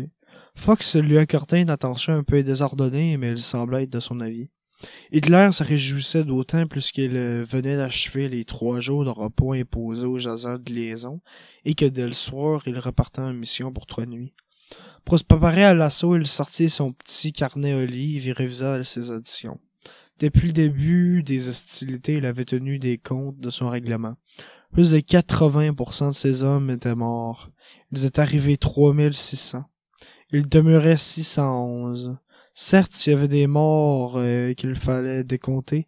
Résultat d'une erreur, les régiments de Saxe et de Wurtemberg avaient tiré sur les Munichois et en prenant pour l'ennemi anglais.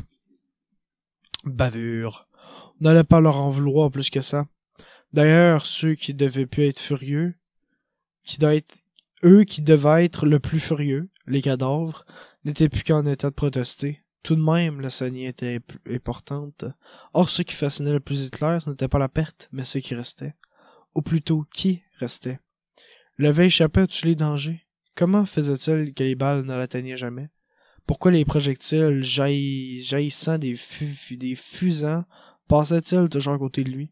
Pourquoi les obus l'évitaient-ils ainsi? Il était bien obligé à force de se poser la question. 2 semaines plus tôt, en plein jour, alors qu'il se trouvait assez loin du front, près de l'état-major de Fromelles, alors que le bombardement sourdi semblait être assez mou, il s'était dirigé vers la voiture du colonel List pour l'examiner. Le chauffeur, allongé dans l'herbe à 20 mètres du véhicule, interpella en chemin. Hitler s'arrêta, discuta 30 secondes. Un obus détruisait la voiture. À l'endroit même où il aurait censé se trouver s'il n'avait pas répondu au chauffeur, il n'y aurait plus que des débris de tôle, des pièces de moteur éparses, une fumée noirâtre qui montra ses pneus en feu. Hasard. Quelques nuits plus tard, comme accompagné de Schmidt et de Bachmann, il courut dans les tranchées pour transmettre un ordre. Fût-ce par hasard aussi que l'incroyable se produit. Le tourbillon de feu n'épargnait personne. La terre tremblait sous les pulsations des canons. Des étincelles crémetaient dans l'obscurité. Des stridences déchiraient l'air et vénéraient planter l'acier dans les arbres et les chairs. Les trousses de stafette à tous instants se plaquaient contre le sol, les épaules et la tête sur le sac en faisant la tortue. Ils subissaient un tir groupé. Fusant et percutant les rasait en rafale. Hitler roula sur le côté droit, une seconde à l'avance. Il comprit au miaulement toujours plus aigre que le but allait terminer sa trajectoire sur lui. Une chute pesante secoua la terre à côté de sa main droite. Il reçut de la glaise. Le but n'explosa pas. Pourquoi justement cet obus n'explosa-t-il pas? Hasard? Ne devait-on pas parler plutôt de protection? Oui. Une étrange protection qui entourait Hitler d'une cuirasse étanche. Ce soir-là, les Anglais et les Français ouvrirent les hostilités avec force et puissance. Ils semblaient décidés à mener une bataille enragée. Hitler attacha son chien derrière le bâtiment de forme où s'est installée la logistique administrative et se rendit d'or à Fromelles. Là, on envoya Hitler, Schmidt et Bachmann à un poste de commandement avancé. On dépêchait toujours les estafettes, c'est pas d'un mot, toi, par groupe pour être sûr que le message passerait quand bien, être sûr que le message passerait quand bien même l'une d'elles serait touchée. Ça fait pas de sens, cette phrase-là. Avec difficulté, ils s'acquittèrent de leur mission. En pénétrant dans le bâtiment, Hitler fut saisi d'un pressentiment, quelque chose de vague et de fort à la fois. Il perçut en lui un mauvais goût dans la bouche, à la faiblesse d'une lampe à l'huile, qu'un malheur s'annonçait. Mon Dieu, si nous allons perdre la guerre cette nuit, ou bien c'est Foxle. Quelqu'un a détaché Foxle. Non, c'est la guerre, je ne sais pas. Il sourit, un peu désorienté du bâtiment et aspira puissamment l'air frais de la nuit pour se remettre. L'explosion le jeta à terre. Un obus venait d'atteindre la porte de commandement. Il avait éclaté à l'intérieur du local. Un boucherie, corps saigné, crâne traversé, poitrine déformée, jambes coupées. Il y avait beaucoup d'hommes, des téléphonistes, des estafettes, des 2 capitaines de commandement. Schmidt Bachmann y étaient restés. On ne distinguait même pas dans la bouillie des autres. On mit 2 heures à sortir tous les corps et leurs morceaux. Les brancadiers étaient... C'est quoi? Les brancadiers écrasaient en passant des caillottes panées de poussière. Des lambeaux de peau restaient collés aux pentes de murs encore debout. Cette fois-ci, Hitler ne pouvait plus hésiter. Il savait, son humilité venait pas du hasard. Elle était protégée. La Providence lui avait donné le pressentiment étrange qui lui avait fait quitter le lieu. Un pacte s'était conclu entre le ciel et lui qui lui permettrait de faire cette guerre, de la gagner et d'en sortir vivant. L'adjudant Hugo Gottman arriva consterné sur les lieux. Hitler, en le voyant, tressaillit. Il venait d'obtenir une confirmation supplémentaire. Il avait craint un instant que son chef se trouvât aussi déchiqueté dans les décombres. Si le but avait épargné l'adjudant Gottman, cela signifiait qu'Hitler aurait bien sa croix de fer. Le sort lui déroulait le tapis rouge, il retrouva l'ivresse de son avance, ce sentiment et que rien ne resterait jamais à son énergie. Non, il en avait la preuve répétée. Il n'appartenait pas au hasard, le ciel l'avait distingué. Son étoile lui montrait un chemin, il n'était pas comme les autres. Ils avaient un destin. Le froid était aussi meurtrier que le feu. Les mottes de terre gelée tuaient autant que les éclats de bulle lorsqu'ils redescendaient au sol. Depuis le début de la nuit, les projectiles s'acharnaient sur cette colline chauve, calcinée, couverte d'hommes glacés, de blessés et de cadavres. Une rafale venait de surprendre Adolphe, Newman et Bernstein. Heureusement, elle avait été tirée trop court. Elles se contentèrent dans un bruit aigre de leur projeter des mottes d'argile givrées à la figure. « Raté !» dit Bernstein. « Dommage !» dit Adolphe. Tel était le rituel ironique. À chaque danger esquivé, les trois hommes faisaient semblant de marquer leur désappointement. « Raté !»« Dommage !» C'était leur manière de savourer cette victoire. La leur, passait de l'Allemagne, de demeurer en vie. Adolphe se réjouissait sans s'en étonner, alors qu'il voyait des soldats chaque soir se livrer à l'irritationnel, prier, se signer, prononcer des formules, palper des amulettes ou leurs autres porte-bonheur ayant d'entrer dans le combat. Avant, d'entrer dans le combat, lui ne croyait plus à rien. Tout dépend du hasard. On ne prie pas le hasard. Elle n'arrive rien que du fortuit. On est fortuitement affecté dans tel régiment. On est fortuitement à 10 mètres ou à 2 centimètres de l'obus. On est fortuitement. On meurt fortuitement. Adolphe ne croyait plus à rien, n'attendait rien. Chaque nuit, son corps réagissait de lui-même aux événements. Se planquant devant le danger par réflexe, Adolphe le laissait faire, ce corps, sachant que son esprit ne servait à rien, n'avait donc plus qu'une doctrine, l'indifférence. Bernstein et Newman partageaient la même philosophie. Ils avaient plongé dans un océan de fatalisme. Arriverait ce qui leur arriverait. Eux n'attendaient plus que rien. Cela a été désespéré, ce n'était pas espéré, justement, qui donnait de la douleur. Ce désespoir froid, souple, adapté, était seul secourable. Raté, dommage. La veille, Adolphe s'était pour la première fois posé à Bernstein et Newman, et cela, un instant, lui avait paru plus grave que le reste de la guerre. Lors d'une attaque du boyau, Adolphe avait fait un prisonnier. Ce premier prisonnier. Le garçon de 19 ans était tombé à genoux devant lui, et bien qu'Adolphe ne comprit pas le français, l'avait saisi que l'ennemi implorait sa grâce. Adolphe avait eu le choix. Il aurait pu l'exécuter. Mais il y a une grande différence entre tirer des ombres au loin et abattre un homme au bout dont les yeux vous implorent, dont la laine vivante vient chez la vôtre. Adolphe avait capitulé. Un autre soldat aurait sans doute agi comme lui. Mais pour une autre raison, chaque prisonnier rapportait une prime de capture. Adolphe l'avait épargné parce que l'artilleur n'était plus qu'un danger pour lui et que là s'arrêtait son code de combat. Lorsqu'il ramena le prisonnier, tous les soldats se mirent à l'insulter, à lui cracher dessus, à lui diverser sur un visage enfin identifier leur haine de l'ennemi. Toutes les caractéristiques de ce garçon étaient persiflées, tournées en ridicule, rendues grotesques. En quelques minutes, de normal et banal qu'il était, il devenait monstrueux aux yeux de tous. Newman et Bernstein arrivèrent, rejetèrent leur voix au concert de sarcasme. « Vous avez vu sa bouche? » Petite cruelle, ce serait la bouche d'un serpent si les serpents avaient une bouche. Et le pantalon, bien rouge, bien repassé par maman. Elle fait triste moment d'apprendre que son petit chéri est devenu prisonnier des méchants bocs. Pas vous, non, je vous en supplie, pas vous. Adolphe s'était interposé, outré, les jambes écartées, comme pour barrer tout accès à son prisonnier. Non, pas toi, Bernstein, pas toi, Newman. D'abord, vous pouvez lui parler français, puisque vous le savez. Je ne sais plus le français. J'ai oublié le français dès le 28 juillet 1914. Adolphe était arrivé. Le gars lui prenait ses amis encore vivants. Il alla confier son prisonnier à l'officier qui les parquait. À la sortie du parquement, Newman et Bernstein l'attendaient pour se justifier. Adolphe, nous sommes là depuis un peu longtemps que toi, et crois-nous, nous avons compris un peu plus de choses que toi. La haine et la mauvaise foi sont nécessaires. Il faut devenir grégaire, Adolphe, adopter les lois du troupeau, devenir con, sinon tu deviens fou ou tu désertes. Nous aussi, nous avons besoin de pensées bien basses, bien fausses, bien vulgaires, sinon...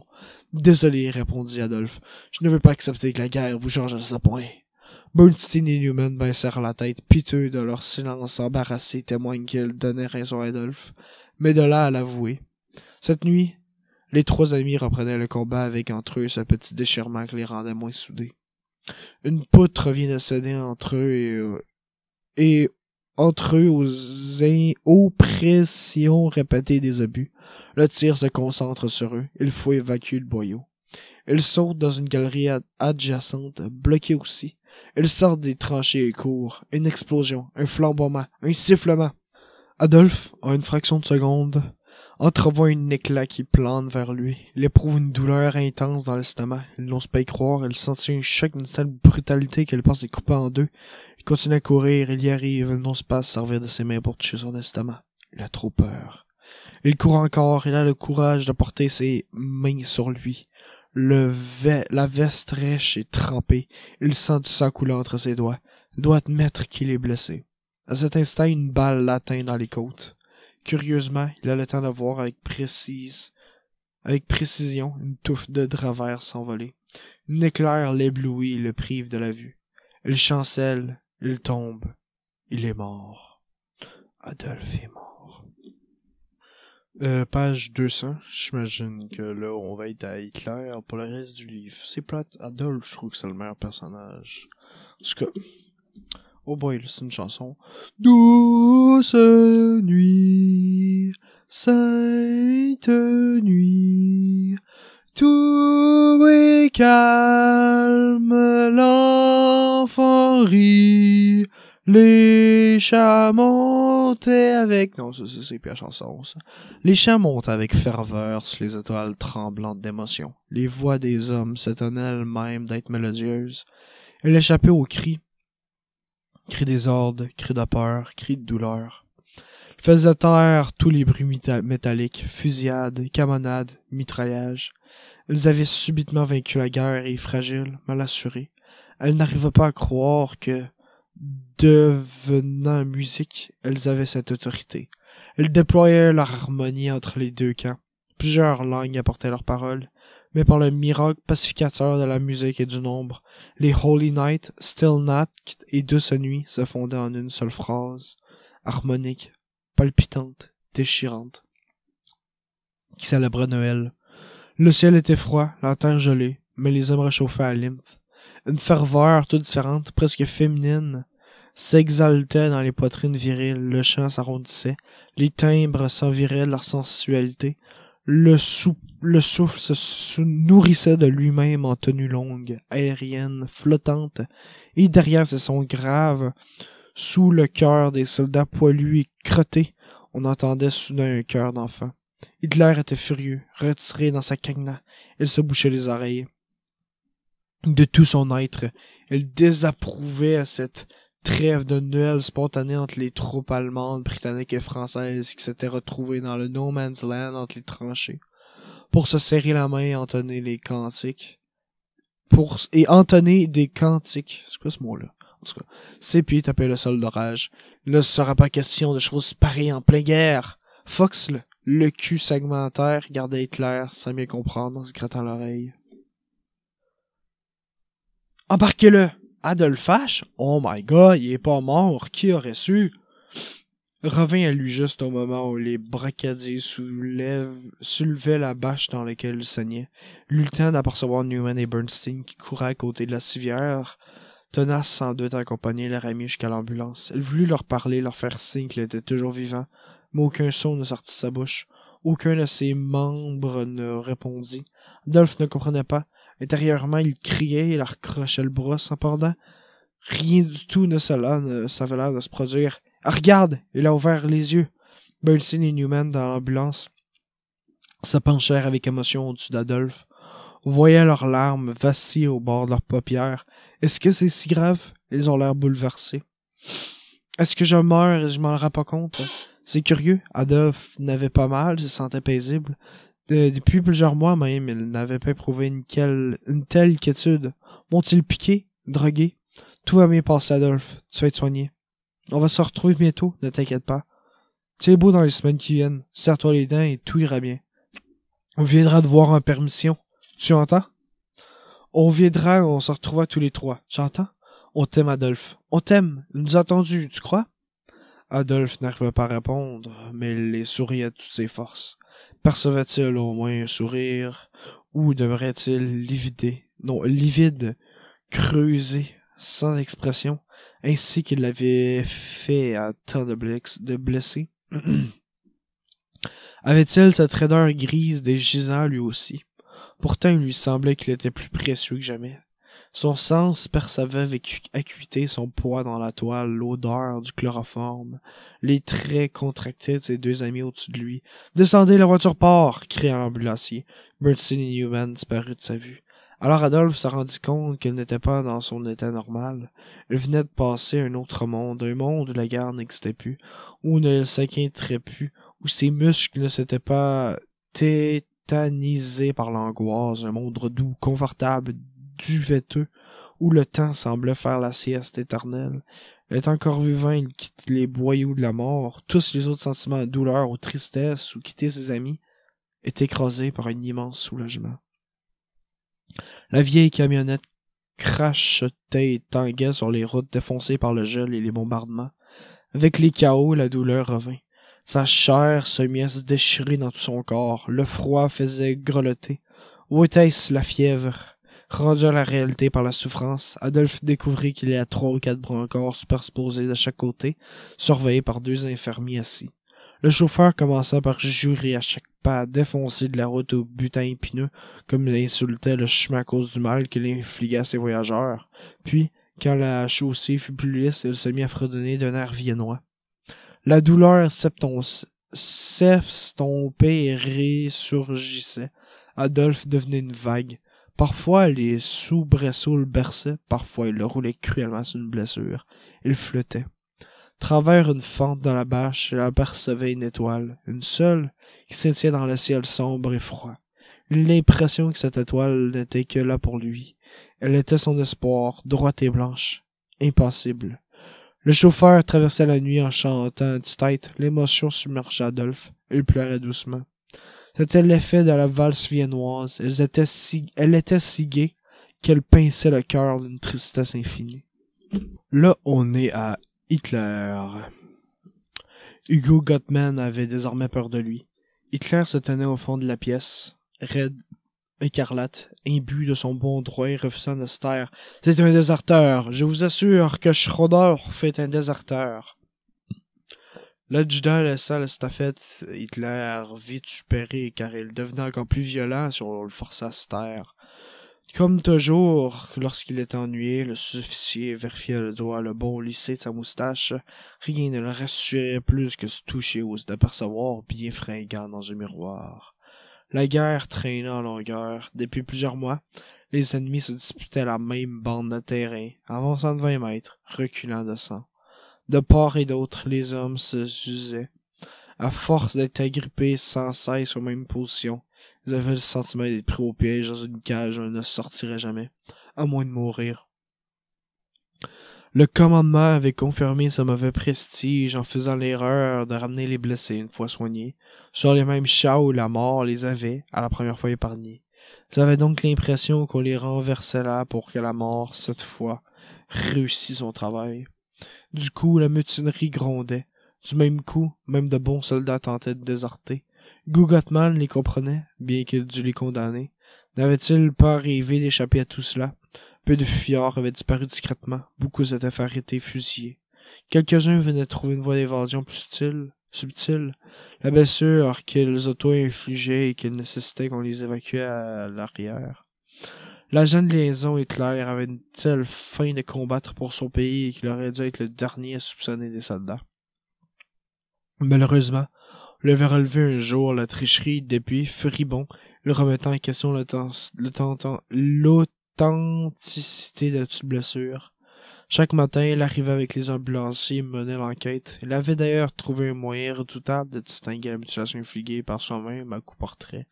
Une trace de poudre restait sur la peau ou le tissu.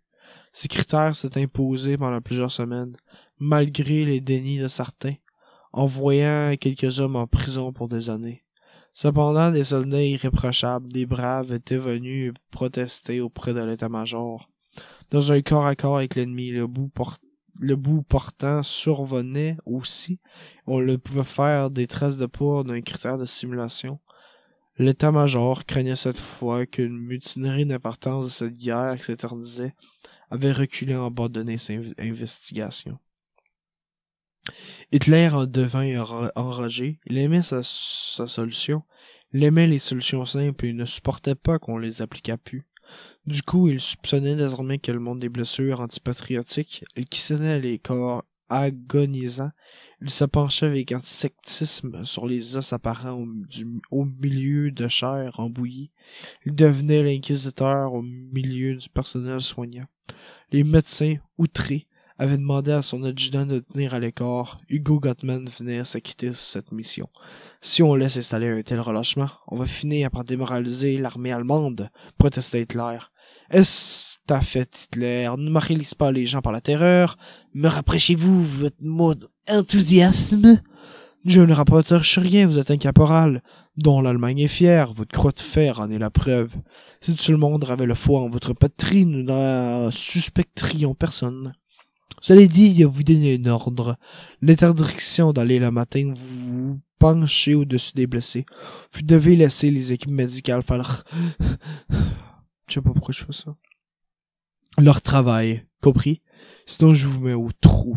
Vous pouvez disposer. À vous garde, mon adjudant. Hitler salua, tourna les talons et prit la porte. Épuisé, Hugo Gottman se laissa tomber sur une chaise et alluma une cigarette. Quel fanatique! Par chance, on maîtrise ce genre d'homme par l'obéissance aux ordres. Imaginons que ça soit lui qui les donne. Il frissonnait et trouve que son tabac avait un goût de cendre. Hitler. L'hôpital. Est-ce que ce bâtiment haut et sombre avait toujours été un hôpital? N'est-ce pas un couvent?